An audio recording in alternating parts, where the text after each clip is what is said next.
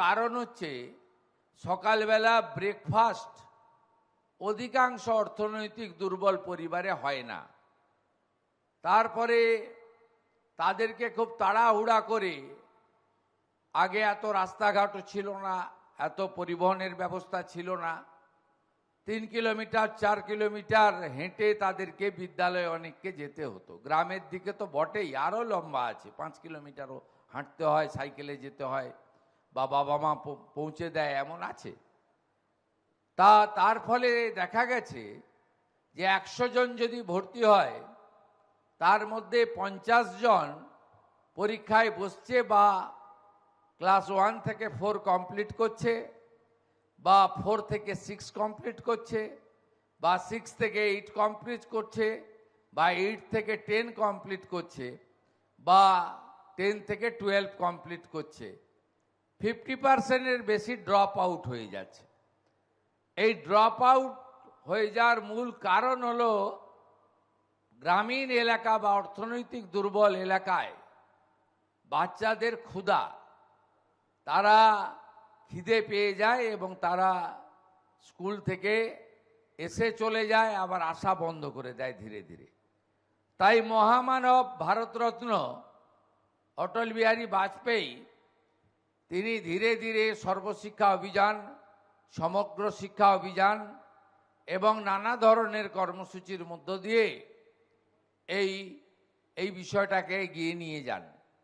বর্তমানে প্রধানমন্ত্রী নরেন্দ্র মোদীজি এই কর্মসূচিতে আগে মাত্র 3 টাকা করে বরাদ্দ ছিল।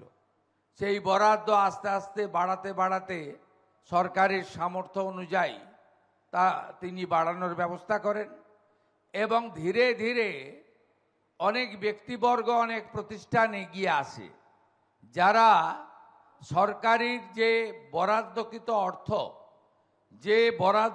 অর্থ দিয়ে বাড়তি কিছু করা যায় না। সেই খাওয়ার আমি নিম্নমানের বলবো না, কিন্তু ওটা সম্পূর্ণ আহারের মধ্যে পড়ে না, যেটা সরকারি অর্থে খাওয়ার দেওয়া হয়। অনেক দানশীল ব্যক্তি রয়েছে, কারণ এই দেশ সেবা মানসিকতা নিয়েই এই দেশের মানুষজন তৈরি হয়েছেন, এবং যত বড় বড় প্রতিষ্ঠান তৈরি হয়েছে তারা কেবলমাত্র আপনার আধ্যাত্মিক চেতনা বা ধর্ম জাগরণের জন্য কাজ করেন না। যেমন ইস্কন, যেমন রামকৃষ্ণ মঠ মিশন এবং অন্যান্য অনেক সংগঠন রয়েছে দেশব্যাপী। তারা আমাদের গুরুদ্বারা যেখানে আছে দেখবেন, গুরুদ্বারা যেখানে আছে, জৈন সমাজের যেখানে মন্দির বা প্রতিষ্ঠান আছে দেখবেন, সেখানে আপনি দেখবেন যে তাদের সেবার মানসিকতার মধ্য দিয়ে যে আধ্যাত্মিক চেতনা, তার সাথে অন্নদান, অন্ন প্রদান, এটাও একটা আমাদের যে ভারতবর্ষের শুধু ধর্মীয় পরম্পরা নয়, যে সাংস্কৃতিক পরম্পরা রয়েছে, যে পরম্পরা আমরা কখনো ভুলে যেতে পারি না, ভুলিয়ে দিতে চাই না। সেই জন্য তারা এগিয়ে আসেন, এবং এগিয়ে আসার ফলে আজকে বহু জায়গায় মিড ডে মিলে অনেক প্রতিষ্ঠান যুক্ত হয়েছে। তার মধ্যে অগ্রণী ভূমিকা নিয়েছেন আমাদের অন্নামৃত ফাউন্ডেশন, যা মূলত ইস্কনের দ্বারা পরিচালিত, যে কথা দয়ারাম প্রভু এখানে বিস্তারিতভাবে বলেছেন।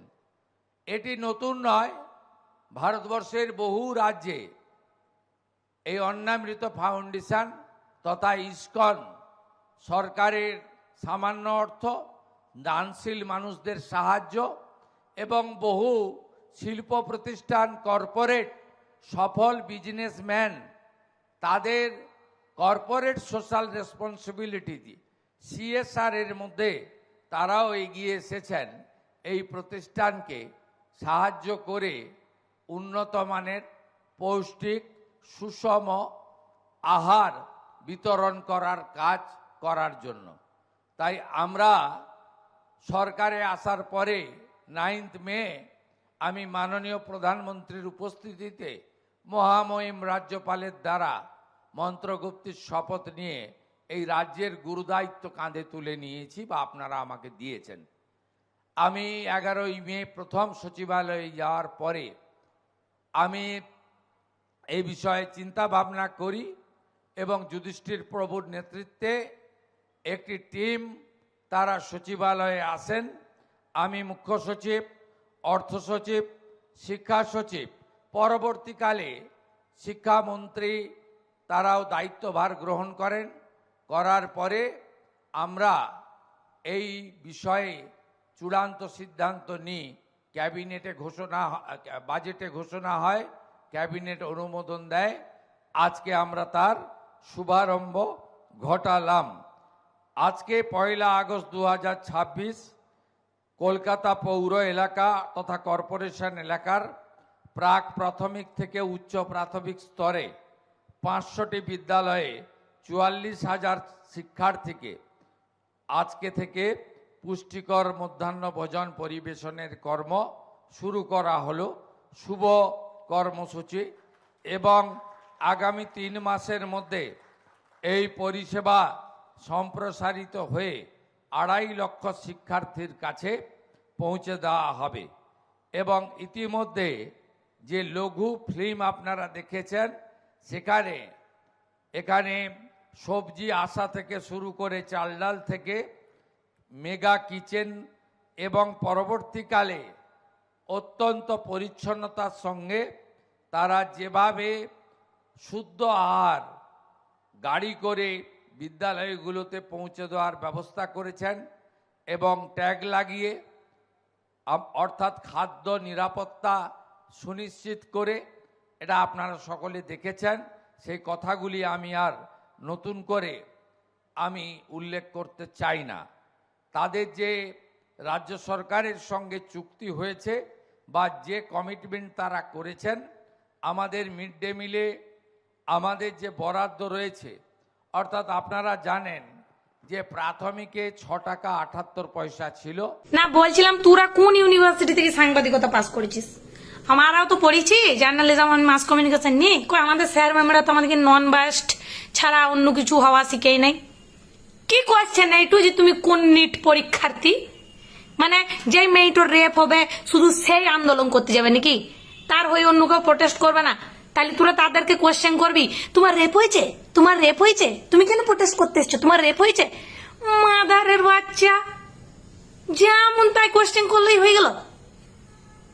সুটিন লাল করে দিয়ে নোংরামি বার করে দিয়ে আন্দোলন লাগিয়েছে। বাবা, ওদেরকে অপমান করা হয়েছে। কোয়েশ্চেন গালা দেখ কি কোয়েশ্চেন করেছিলি তোরা। আবার তোদের বিরুদ্ধে কথা বলাও দোষ, সরকারের বিরুদ্ধে কথা বলাও দোষ, সত্যি কথা বলাই দোষ। কোথা থেকে গোবর আছে নাকি মাথাতে? চতুর্থ স্তম্ভ বলা হয় ভাই গণতন্ত্রের। আমাদের স্যার ম্যামরা আমাদের এরকম ভাবে জার্নালিজম পড়ায় নাই। তোদের কোন ইউনিভার্সিটি ছিল আমি ওইটাই জানতে চাই, আমাকে জানা, টেক্সট কর কোন ইউনিভার্সিটি ছিল।